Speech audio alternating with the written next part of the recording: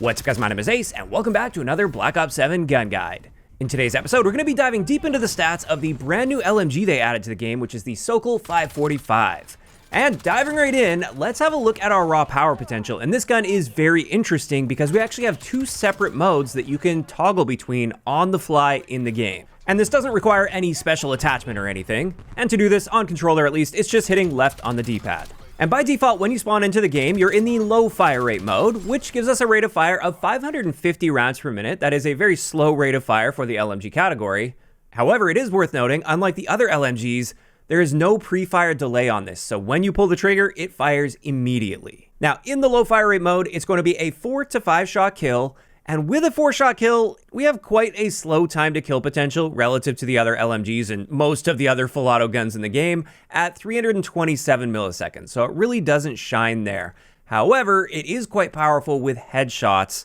Even without the headshot barrel, we only need one headshot mixed in to reduce this down to a 3-shot kill for a new time to kill potential at 218 milliseconds, which is now very fast and competitive. So in the low fire rate mode, it's actually quite comparable to the MXR. Kind of bad if you're just hitting body shots, but if you can just mix that one single headshot in, it becomes very competitive. As for the other fire mode, when you swap over to this, you now have a rate of fire of 896 rounds per minute, which is quite fast. However, this does come with a reduction to your damage, so it's now going to be a 5 to 6 shot kill. Now, even though it's taking that extra shot to kill up close, the rate of fire more than makes up for this, and we actually have quite a solid time to kill here, especially considering there's no pre-fire delay at 268 milliseconds. And just like with the low fire rate mode, the headshot potential is still there. We still only need to mix one headshot in by default up close to reduce the number of shots to kill. And as a result, in my opinion at least, the high fire rate mode is just the way to go, and it's the only way I really like using this gun in multiplayer. Now, let's get into our range values, and interestingly, swapping over to the high fire rate mode not only reduces our damage, it also reduces our damage range. And we can see here, our maximum damage range goes from 51 meters in the low RPM mode, which is an amazing range, down to just 28 meters, which isn't great for an LMG at least. However, you can generally at least keep yourself within the 5-shot kill range to the body quite consistently because that extends out to 46 meters. As for our velocity value, this doesn't change by swapping between these modes. It's 740 meters per second. And when it comes to barrels, here are the stats here. Long barrel increases range by 34%, the velocity barrel increases velocity by 23%, and the hybrid barrel gives us a 17% and 12% boost to our range and velocity respectively. Honestly, I don't feel like any of these barrels are really necessary on this gun, so I tend to stay away from them. Then taking a look at hardcore game modes. In the low fire rate mode, it's always a 1-shot kill anywhere in the body, whereas the high rate of fire mode does drop off to a 2-shot kill beyond 46 meters. So generally, if you want consistency in hardcore, just stick to the low RPM mode, but honestly, that range is really impressive with the high fire rate mode anyway, so it's not like you should write that off entirely. But then let's take a look at our hipfire spread, which is a little bit worse than average for an LMG, and LMGs are bad by default, so I wouldn't recommend hipfiring with this all that often. Also, it is worth noting the fire mode has no impact on this. Then let's take a look at recoil, first in our low fire rate mode, and then we're going to have a look at the high fire rate recoil, and surprisingly, the recoil patterns look very comparable between these modes. Now, obviously with the high fire rate, we are climbing faster with that recoil because we're firing these 30 rounds much faster than we are in the low RPM mode, so you will have to fight that a lot more in the high RPM mode, but at the end of the day, it climbs the same amount throughout the course of 30 rounds. It is also worth noting, in both modes, but especially the low RPM mode, there's a lot of early climb. Those first 3 shots that you fire jump pretty drastically before settling in a bit more. And in my experience, that does hold this gun back if you're really trying to stretch your ranges out against people that are using cover especially. So that's definitely something you want to consider when building your setups and when using this gun.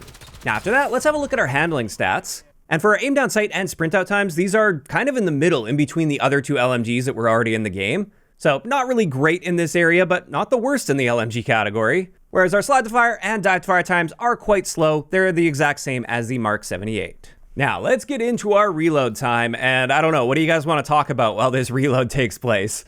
This gun has a base magazine capacity at 102 rounds with a reload time at 6.12 seconds, which is very slow. Even for an LMG, it's quite slow. However, we can use fast mag attachments to very drastically improve that reload time while reducing our capacity. I personally love that 60 round mag since it has quite a nice balance between capacity and reload time. And that's not to mention the fact that it improves our handling stats a bit. Or if you wanted, you could go with one of the extended mag attachments. Both of these have the same reload time as the base. It's just that these will be harming your handling stats as well. And then finally, for our base stats, let's have a look at our movement speeds, which once again are kind of just right in the middle for the LMG category. It fits right in between the other two, and that means it's pretty slow in this area as expected for an LMG. And there we have it. Those are all of the base stats of the SOKOL 545. Now let's get into its unique prestige attachment, which is the 48 Dread Burst mod. And this converts the gun into a 6-round burst, and this is a nod to the 48 Dredge from Black Ops 3. And then on top of that, it improves our movement speed, our recoil control, and our damage range, but this comes at the cost of damage and bullet velocity. So let's take a deeper look at this. First, taking a look at our range and time to kill comparison. And with this mod, you can see a rate of fire within the burst is 1,091 rounds per minute, so very, very fast. However, there is a fairly long burst delay at 225 milliseconds, and it really only has a very slightly better damage range than the low RPM mode without this mod. But you can see our time to kill potential with a 4-shot kill is ridiculously fast at 165 milliseconds. So tons of potential there if you can make sure that you're hitting at least 4 out of those 6 bullets within that range. However, as we saw, this also comes at the cost of bullet velocity. It does reduce this down to 660 meters per second. As for recoil, as we can see here, it's very consistent. It kicks upward and to the right in a nice, perfectly straight line with a little bit of bounciness within that. So it does lack some stabilization, but it's not too bad there. It is quite accurate. And then finally, this does improve our movement speeds across the board by a little bit. I mean, they're still going to be quite slow relative to non-LMGs, but this does give you the best movement speeds in the LMG category at least.